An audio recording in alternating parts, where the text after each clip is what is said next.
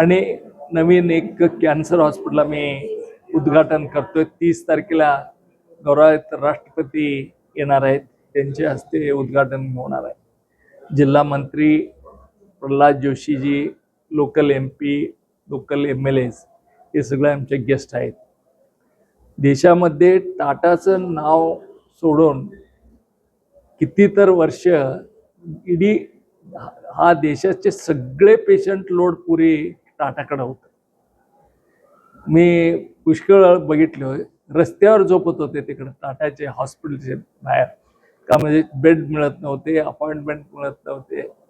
म्हणून आज देशामध्ये जास्तीत जास्त रोग म्हणजे हार्ट पेशंट म्हणत होते, हार्टपेक्षाही जास्त आता कॅन्सर पेशंट झालेले आहेत देशामध्ये.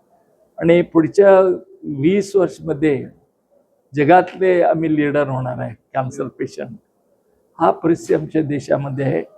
त्याला कारण म्हणजे आमची राहणी, आमच्या जीवनाची पद्धत, पर्टिक्युलरली हा एरियामध्ये तंबाखू खाणारे जास्त आहेत, गुटखा खाणारे जास्त आहेत.